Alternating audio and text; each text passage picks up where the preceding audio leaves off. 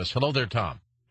This is Tom. I'm glad to talk to you, George, finally, and Thank you, to Steve Barrett, Okay. Bassett. Mm-hmm. Yes, sir. I've been with the Air Force for 31 years as an officer and civilian. I also can take you to the table in the propulsion lab in the basement at the south end of the building where the 3 grays were laid. Oh, my. That were dead. The 4th one was alive. So what base was this? This is 47. I mean, what base? Where we're referring to? You know, we're right field. I'm calling Wright from Patterson. Okay, Ohio, gotcha. right, just north of right field. Gotcha. It's from a town called Piqua. Piqua is a Shawnee Indian name for powwow. But in any case, my purpose in calling you was to assure you there were 3 grays that were dead, but after 2 or 3 days, they got the smell so bad in the building that they had to go out to Fairborn and to Beaver Creek and buy some children's caskets and move them out of the building because it got pretty bad. Now, you But first the one that was alive was under the supervision of the Air Medical Laboratory, and he was taken over to the base hospital. And if you went in the front door and walked about 60 feet and made a sharp left turn, they had him back in there on an IV. Now, they could not communicate with him because he didn't come speaking English or anything. Right. So they had to do it by mental telepathy, and they found 2 people in the Air Force that could do this. And they actually got in there and did communicate with him, and he said we had a collision or something. And then he thanked them for taking care of him, and he said he knew that they were trying to help him. And they went on to some other deep parts of the conversation, but I'm not privileged to those.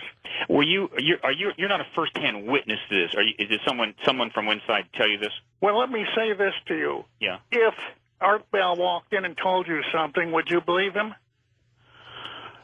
Sure. Yes.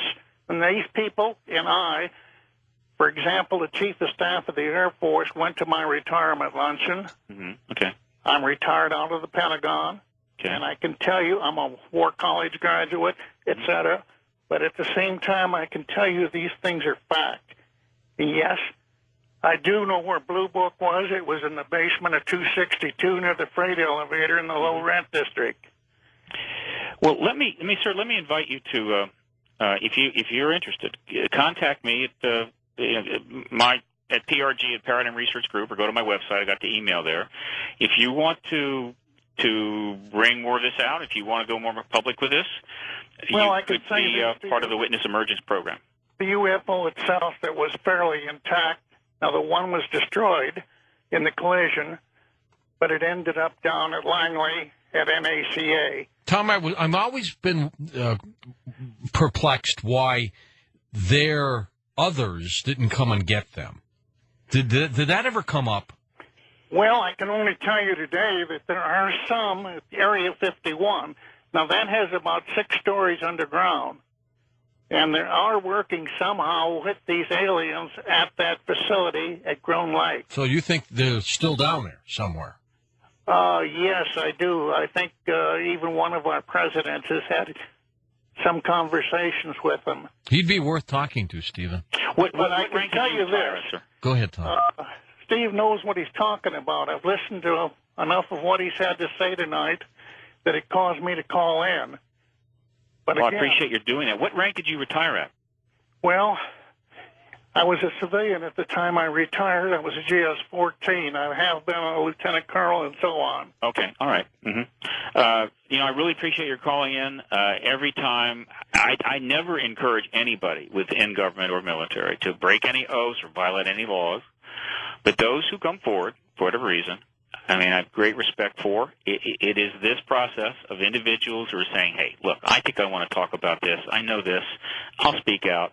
It's really driving the political process, and I believe it's the witness emergence that will ultimately guarantee that we will get a disclosure event and be able to go on from there. And all of those that have done that just have. Can I tell you one other one real short? Yeah, go ahead, Sure. Tom, please. Dr. Von Olheim was introduced to me, and I was introduced to him, I should say, in the 1950s.